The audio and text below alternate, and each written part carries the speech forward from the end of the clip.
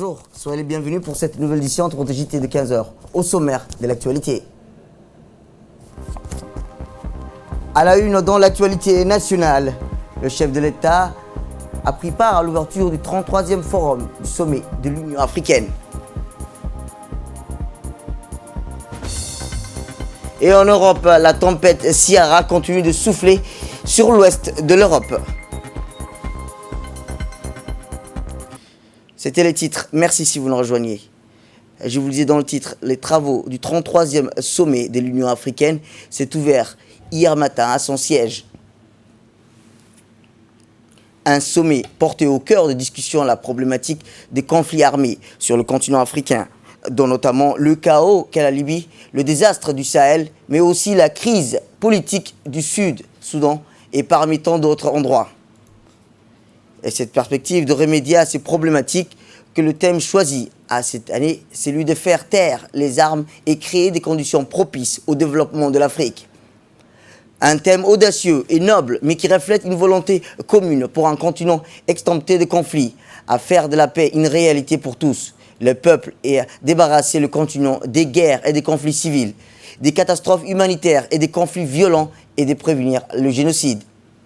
Autre question abordée a été la mise en œuvre progressive en juillet dernier à Niamey et qui a donné lieu à d'intenses négociations, la zone de libre-échange continentale connue sous l'acronyme la ZLECA. Plusieurs chefs d'État et de hauts cadres de l'Union africaine, dans leur allocution, se sont attardés sur la zone libre-échange continentale africaine, la ZLECA, estimant qu'il s'agit d'un projet de portée stratégique qui interpelle tout le continent et exige des pays africains la maîtrise de tous les aspects de cet ambitieux projet.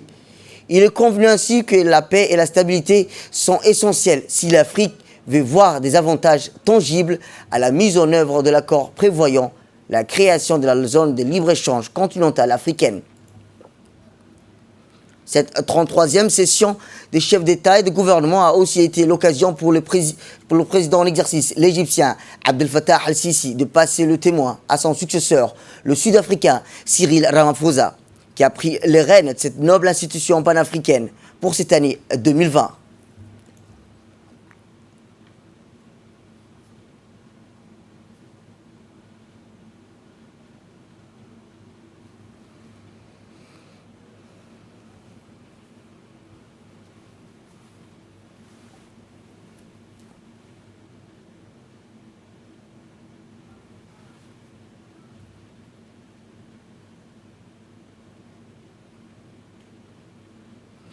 Lors de son intervention au 33e sommet des chefs d'État et de l'Union africaine à Addis Abeba, le président de la République, son Excellence Ismaël Omar Guelleh, a annoncé la composition du bureau de l'Union africaine et le pays qui va assurer la présidence tournante de l'Union africaine l'année prochaine. De la 33e session ordinaire de la conférence des chefs d'État et de gouvernement de l'Union africaine au titre de l'année 2020. L'Afrique australe, République d'Afrique du Sud, président. Afrique centrale, République démocratique du Congo, premier vice-président. Afrique de l'Ouest, République du Mali, deuxième vice-président. Afrique de l'Est, République du Kenya, troisième vice-président. Afrique du Nord, République arabe d'Égypte, rapporteur. Enfin, j'ai l'honneur de vous informer que la République démocratique du Congo a été retenue pour la présidence de la conférence de l'Union africaine au titre de l'année 2021.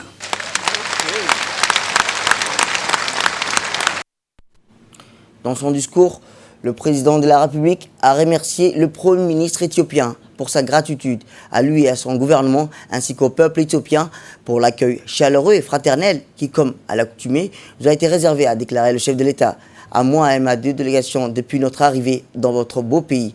Je souhaiterais ensuite m'acquitter d'un agréable devoir, celui de vous présenter à tous et à toutes mes vœux les meilleurs pour cette année qui débute. Je souhaite paix, sécurité, stabilité et prospérité dans notre continent. Voici le discours du chef de l'État. Monsieur le Président, Excellences, Monsieur le chef d'État et de gouvernement, Monsieur le Président de la Commission, Mesdames et Messieurs d'emblée, je voudrais adresser à Monsieur le Premier ministre, Dr Abiy Ahmed, mes plus vifs remerciements et à ma gratitude à vous, à votre gouvernement, ainsi qu'au peuple éthiopien pour l'accueil chaleureux et fraternel qui, comme à l'accoutumée, nous a été réservé à moi et à ma délégation depuis notre arrivée dans votre beau pays. Je souhaiterais ensuite m'acquitter d'un agréable devoir, celui de vous présenter à toutes et à tous mes vœux le meilleur pour cette année qui débute. Je souhaite paix, sécurité, stabilité et prospérité à notre continent. Monsieur le Président, Mesdames et Messieurs, faire taire les armes en Afrique n'est pas un choix, mais un impératif. À juste titre, notre Assemblée s'est engagée en 2013 à ne pas léguer le fardeau du conflit et de la destruction à la prochaine génération d'Africains.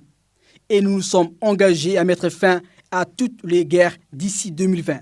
Nous sommes aujourd'hui arrivés à la date fatidique. Certes, nous sommes bien loin de notre objectif, mais cela ne veut pas dire non plus que nous avons dormi sur nos lauriers. Car depuis le premier balbutiement de notre organisation, nous avions mis en place un centre de gestion des conflits qui a été continuellement réformé afin de répondre aux besoins de notre continent, et c'est jusqu'à son format actuel qui est l'APSA, Architecture africaine de paix et de sécurité. Alors, que faire pour empêcher cette persistance ou la résurgence des conflits dans certaines parties de notre continent? À mon sens, l'édification des sociétés résilientes est essentielle pour faire taire les armes à feu. En premier lieu, cela implique des institutions fortes qui répondent aux besoins des citoyens, une bonne gouvernance et une politique inclusive. Ces dernières années, le continent a fait de grands progrès, non seulement dans l'approfondissement de la démocratie et des institutions démocratiques, notamment grâce à la mise en œuvre de l'architecture de gouvernance africaine telle que le MAEP, mais également au niveau du développement des connaissances, des compétences et de l'expertise dans la prévention, la gestion et la résolution des conflits en Afrique. En second lieu, nous devons rester forts et vigilants, à la fois dans nos capacités de dissuasion, de prévention et de réaction. Il nous faut rester à l'écoute de la population en encourageant la création de plateformes facilitant les dialogues et leur participation au processus politique et économique afin de promouvoir l'équité. Il nous faut également accélérer le développement en éliminant la pauvreté et les inégalités, s'attaquant ainsi aux profonds facteurs structurels des conflits africains. Il nous faut en outre renforcer les capacités locales et nationales de prévention et de gestion des conflits, afin que les femmes, le jeune, le chef du gouvernement, le chef religieux et autres puissent tous être formés afin de gérer les conflits à leur source et empêcher l'escalade ainsi de ces conflits. Il nous faut enfin les inciter à participer aux infrastructures de paix et à d'autres mécanismes. 4, tels que les centres nationaux de coordination des interventions d'alerte précoce, les conséquences du changement climatique, entre autres, menaçant la sécurité alimentaire des populations et entraînant ainsi du déplacement des populations, apportent leur lot de conflits intercommunautaires aux frontières. À titre d'exemple, dans les années 90, la région de l'IGAD connaissait une trentaine de conflits intercommunautaires, une prolifération d'armes légères, beaucoup de conflits pastoraux transfrontaliers. C'est dans cet esprit que nous avons mis en place en 2002 dans notre région le mécanisme SIWAL, qui réunissait Djibouti, Éthiopie, Kenya, Somalie, Ouganda, Soudan et Érythrée. Le Sud-Soudan a rejoint les SIWAL dès son indépendance. La mission principale des SIWAL était d'évaluer les situations pouvant potentiellement conduire à la violence ou à des conflits et prévenir l'escalade, car ces disputes s'expriment aujourd'hui en armes automatiques, sans oublier les groupes terroristes en prédation, pour qui ces failles représentent des opportunités inespérées et à travers lesquelles ils prospèrent. Dans un second temps, le chef de l'État a rappelé qu'en dépit des progrès réalisés dans la pacification et la stabilisation du continent, les défis restent importants car de nombreux pays frères restent prisonniers du cercle vicieux du conflit violent en raison de la criminalité transnationale et du terrorisme, de la prolifération des armes légères et des petits calibres. Réécoutons le chef de l'État.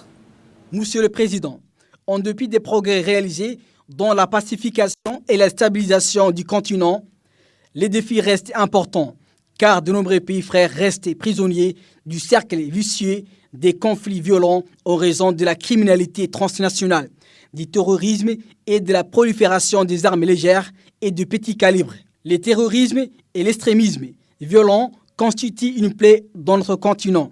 Une plaie qui laisse dans son sillage dévastation, désespoir et tragédie. Nous tous sommes exposés et chacun d'entre nous constitue une cible potentielle. Face à ces menaces, la coopération entre États ne se pose plus comme un devoir de solidarité, mais bien comme un impératif d'intérêt commun, car nos vies en dépendent. Djibouti abrite, à cet égard, le Centre régional sur l'extrémisme violent, qui est un centre d'excellence dédié à la formation, au dialogue et à la recherche. Une multiplication de ce type de centres, une coopération étroite entre le pays, un partage d'informations permanent, l'éveil des consciences par des sensibilisations et la mise en place des remparts contre la manipulation des consciences, surtout auprès de jeunes, s'impose. Monsieur le Président, une Afrique sans conflit est bien entendu la responsabilité première des Africains. Nous sommes capables de faire de la paix une réalité viable et durable à travers notre continent. Mais comme l'adage le dit chez nous, une main ne se lave pas toute seule. Faire taire les armes à feu pour de bon nécessite la participation de tous. Nous l'avons vu. Le partenariat de l'Union africaine et des Nations unies a déjà porté ses fruits dans différents pays de notre continent. Je profite de cette occasion pour remercier le secrétaire général des Nations unies, M. Guterres, M. Moussa Faki et enfin M. Ramtan Lamamra qui ont travaillé en étroite collaboration pour la mise en œuvre de cette initiative. Ils ont, en effet, au cours de 2 dernières années, développé et renforcé une capacité commune à détecter et désamorcer non seulement les crises avant qu'elles ne dégénèrent, mais à les résoudre également. C'est seulement unis et solidaires, chers frères, et parlons d'une seule et même voix, que nous allons pouvoir atteindre nos objectifs, car le défi est énorme. Une fois de plus, c'est un honneur et un plaisir qu'est d'être parmi vous. Je vous remercie pour votre aimable attention. En marge de cette sommet, le chef de l'État, son Excellence Ismaël Omar Guelleh, a reçu hier dans sa résidence à Addis Abeba le président du Conseil de l'Europe, M. Charles Michel, dans le cadre d'une visite de courtoisie. Cette rencontre a permis d'ouvrir les discussions sur les voies et moyens de promouvoir et de développer davantage les relations d'amitié et de coopération entre la République de Djibouti et l'Union européenne et l'état d'avancement des principaux dossiers autour duquel les deux parties entretiennent une collaboration fructueuse. On prit part à cette rencontre le chef de la diplomatie, M. Mohamed Ali Youssouf, l'ambassadeur de Djibouti aux États-Unis, représentant aux Nations Unies, Mohamed Ziad Doualé, et l'ambassadeur de Djibouti à Addis Abeba, M. Mohamed Idriss Afarah. Écoutons à présent le président du Conseil d'Europe, M. Charles Michel. On peut échanger sur l'ambition commune de renforcer le partenariat entre l'Afrique et l'Union européenne, entre Djibouti et l'Union européenne. On a vu comment on a pu lutter ensemble pour faire reculer les menaces de la piraterie, essayer d'avoir plus de stabilité, plus de sécurité. On voit bien qu'il y a des enjeux. Le G5 Sahel, pour lequel le signal qui est donné par l'Union africaine de mobilisation important sera essentiel pour l'avenir. Et j'ai indiqué que l'Union européenne souhaitait prolonger, amplifier, intensifier les partenariats avec les pays africains pour faire reculer les menaces sécuritaires, pour faire reculer le terrorisme. Et surtout, moi j'aimerais que Europe et Afrique, on regarde l'avenir en se disant qu'on peut, grâce aux investissements, grâce aux infrastructures, grâce au développement, dans des partenariats de respect et de confiance, on peut de cette manière-là progresser davantage. Revenons à Djibouti où le ministre de l'Éducation nationale et de la formation professionnelle, M. Moustapha Mohamed Mahamoud, a procédé aujourd'hui à l'inauguration du centre sectoriel de formation professionnelle au métier du transport et de la logistique de Balbala. La cérémonie d'inauguration a vu la participation des ministres de l'Emploi, du Budget, Ismaël Ibrahim Roblé, Abdoukarim Ancher, ainsi que l'ambassadeur des États-Unis à Djibouti, Larry André, la représentante du PAM à Djibouti, le président de la Chambre de commerce de Djibouti, Youssouf Moussa Doualé. Au cours de la brève cérémonie, Menfop et les officiels ont rapidement dévoilé la plaque inaugurale avant d'effectuer une visite de l'établissement de formation professionnelle sur les pas du directeur du centre. Les ministres et le reste des officiels ont découvert les infrastructures et les équipements dans les différents ateliers qui sont mis en œuvre par ce centre flambant neuf. Pour rappel, ce centre sectoriel de formation professionnelle au métier du transport et de la logistique de Balbala est le premier d'une nouvelle génération d'établissements qui sont destinés à devenir un véritable pôle d'excellence, tant au niveau national que régional. Le centre a pour objectif prioritaire de mettre à la disposition des entreprises du secteur un personnel qualifié afin de leur permettre d'accroître leur compétitivité et leur productivité. Pour ce faire, il propose un main-d'œuvre qualifiée pour occuper les emplois identifiés comme critiques dans le secteur, une offre de formation continue, flexible, modulaire, adaptée aux besoins des modernisations du secteur, des prestations de services, information, ressources, expertise dans les différents domaines relatifs au secteur et à son environnement, technique, réglementaire et juridique, économique et technologique. Autre nouvelle du pays où le ministre de la Communication chargé des Postes et des Télécommunications, M. Redouane Abdoulaye Bahadone, a reçu ce matin dans son cabinet le nouvel ambassadeur de France à Djibouti, M. Arnaud Guillou, accompagné de l'attaché de défense, le colonel Desroques Morel. En visite de courtoisie, le diplomate français et le ministre djiboutien ont été leurs points de vue dans différents secteurs de la communication, des postes et télécommunications. En cette période de changement climatique, le diplomate a expliqué que la France se disposerait plutôt pour la mise en place d'un système de communication d'urgence. Il a été convenu aussi qu'entre les deux parties de procédera la finalisation pour la signature de 2 protocoles d'accord. S'agissait dans le secteur de la communication et des médias. Le ministre et l'ambassadeur ont passé en revue la coopération existante, étant convenu la nécessité de la relancer. L'ambassadeur a été évoqué à la tenue du prochain sommet France-Afrique début juin à Bordeaux. Il a précisé que l'importance que la France attache à cette coopération. L'entretien du ministre de l'ambassadeur s'est déroulé en présence du directeur de la communication et des médias, M. Ibrahim Mir, et du directeur du TIC, M. Faisal Khere. En collaboration avec le FUNUAP, le groupe parlementaire sur la population et le développement a tenu un atelier de concertation sur les problématiques liées à la population et au développement. Cette délégation, conduite par le président du groupe, l'honorable Hassan Omar Mohamed, est composée de 7 autres parlementaires. Cet atelier de concertation a eu lieu en présence du préfet de Tadjoura, le président du conseil régional et des élus locaux, les services déconcentrés. Les engagements pris lors du CIPD, conférence internationale sur les populations et le développement par les chefs d'État des 179 pays ont été présentés et débattus. Les participants, c'était également l'occasion de mettre en exergue le rôle et les attributions du GPPD qui est pour mission principale de plaidoyer pour le bien-être des citoyens ainsi que les personnes ne sont laissées de côté. Ce groupe parlementaire a également pour mission d'encourager la pleine mise en œuvre du programme d'action de la conférence internationale sur la population et le développement, promouvoir la coopération interparlementaire au sein d'autres réseaux œuvrant dans le domaine de la population, de la santé, des droits de la personne et du développement. Répondre aux nouveaux défis en matière de population et de développement, tout en renforçant davantage l'intégration des questions des populations et développement dans les processus de législatif et des prises de décision. Au terme de l'atelier, les différents partis ont convenu de faire des rencontres également avec les administrés pour mieux cerner, apprécier la qualité des services reçus. Qui garantissent et soutiennent les droits humains, la dignité et l'égalité pour tous. Ce groupe parlementaire sur la population et le développement va contribuer à la promotion et la protection des droits fondamentaux des populations, promouvoir l'accès à l'éducation, à la santé, à la planification familiale, soutenir et encourager les actions de lutte contre la pauvreté. C'est dans l'optique du respect et des valeurs, à savoir la représentativité et la redevabilité, que ce groupe de parlementaires sur la population et le développement de Djibouti se veut accessible et surtout au service de sa population. Écoutons à présent le discours du préfet à Tadjoura.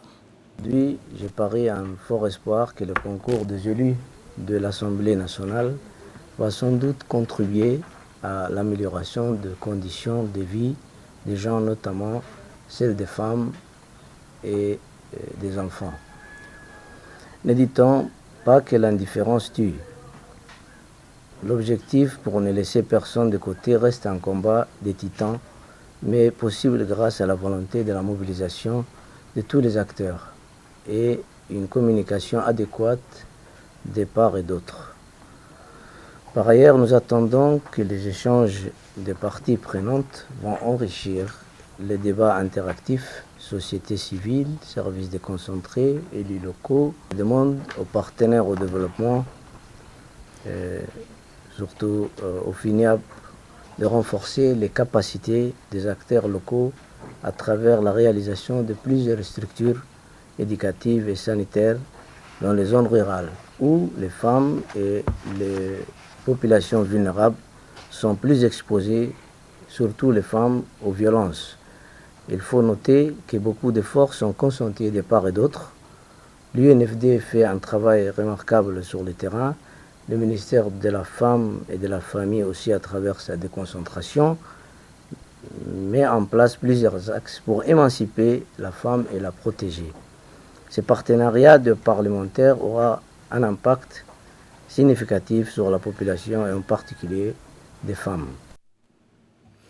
À l'instar de tous les quartiers de la capitale, la campagne de dépistage est menée dans la cité Nassib, où des centaines de femmes de ce quartier ont été sensibilisées et formées sur le cancer du col de l'utérus dans le cadre de la Semaine nationale de lutte contre le cancer du col de l'utérus. En effet, sous le leadership du Centre Husseina, ces campagnes de dépistage de masse sont conduites en collaboration avec le comité de santé des quartiers et les femmes leaders qui mobilisent leurs consoeurs pour un dépistage qui est volontaire, confidentiel et gratuit. À noter que la participation massive de la communauté revêt d'une importance capitale pour le succès d'une telle campagne qui invite les femmes du quartier à se faire dépister. D'après le ministère de la Santé, cette campagne de dépistage précoce permet de prévenir la lutte contre les cancers du col de l'utérus qui constitue une prérogative essentielle dans la politique de la santé de la mère et de l'enfant. Autre nouvelle du pays où le régiment d'artillerie a effectué une journée porte ouverte à l'endroit des élèves de l'école privée ILES. Cette visite guidée s'inscrit dans le cadre du rapprochement de la population aux forces armées djiboutiennes. Ainsi, c'est plus de 65 élèves issus de la 3e année de l'école privée ILES qui ont pu profiter de cette journée porte ouverte dédiée aux enfants.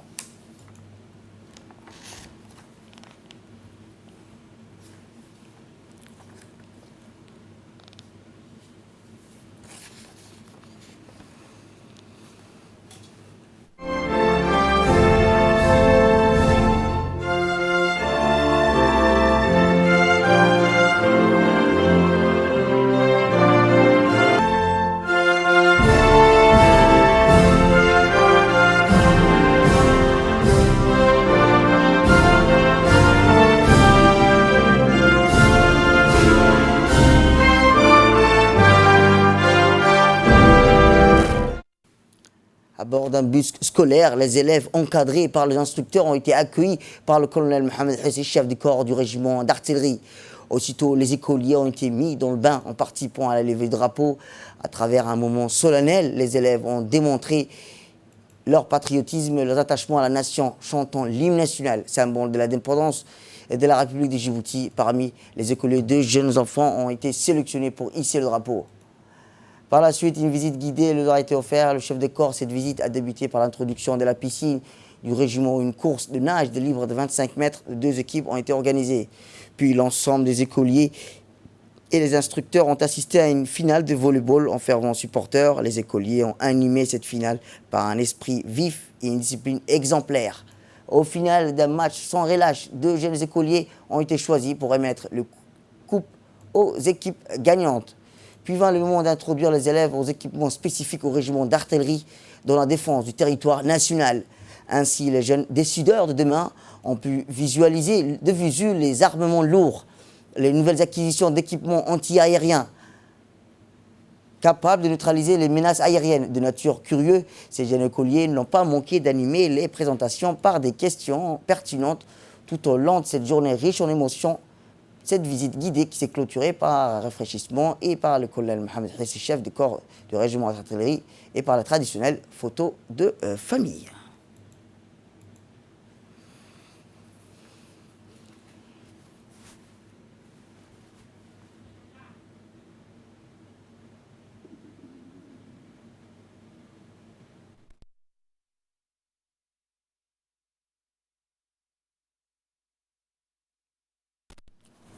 conformité avec la politique sportive du MENFOP, le service régional de l'éducation de Dikil a lancé officiellement le samedi dernier les activités sportives interétablissements. Le grand terrain du CM de Dikil a accueilli les festivités sportives des grandes ampleurs.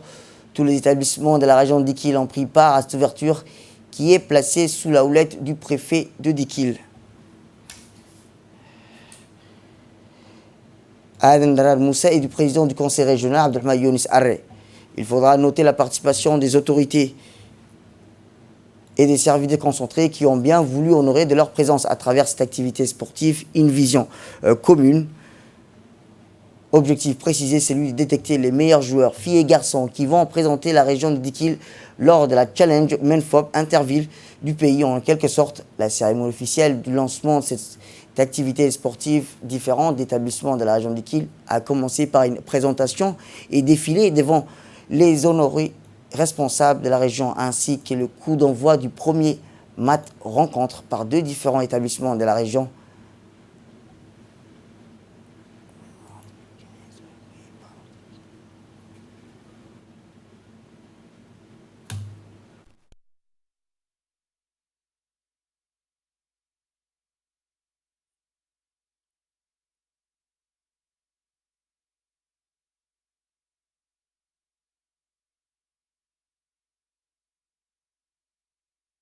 Écoutons à présent ces quelques réactions recueillies par notre équipe qui était sur place lors des activités sportives de Dikil. Des activités sportives du MENFOP à Dikil. Et nous avons invité tous les établissements de Dikil, primaires, moyens et secondaires, et ils ont défilé. Pourquoi cet lancement? C'est pour, d'après ce lancement, nous avons commencé les activités sportives qui vont se dérouler pendant presque 2 mois. Bon, l'objectif c'est quoi? Comme à l'accoutumée, le MENFOP prévoit chaque année des challenges et de notre part, on voulait se préparer. Voilà, à travers ce lancement, on a voulu expliquer que à Dikil, les activités vont débuter. Ensuite, il y aura des sélections. On va essayer d'avoir les meilleurs des meilleurs, les crèmes des crèmes. Et maintenant, nous espérons aussi, pour cette année, remporter des trophées, des coupes, Inch'Allah, lors des challenges du MENFOP. Actualité internationale à présent où la Thaïlande rend hommage aux victimes du lendemain de la tuerie de l'assassin qui a tué 29 personnes. Au lendemain du drame, la Thaïlande a rendu hommage aux victimes du massacre du centre commercial. L'assassin, rappelons-le, qui a tué plus de 29 personnes avant d'être abattu. Au lendemain du massacre, dans un centre commercial du nord-ouest de la Thaïlande, des centaines de personnes se sont rassemblées pour rendre un dernier hommage aux victimes. Des couronnes de fleurs ont été dressées en mémoire des 29 personnes assassinées par des jeunes sous-officiers qui avaient dérobé une arme sous la base militaire où il était affecté. Le drame s'est déroulé pendant 17 heures et le tueur a posté plusieurs messages sur les réseaux sociaux avant que les troupes d'élite ne l'abattent dimanche matin à l'aube. C'est tout pour cette édition. Merci à vous de nous avoir suivis. Restez avec nous pour la suite de nos programmes télévisés.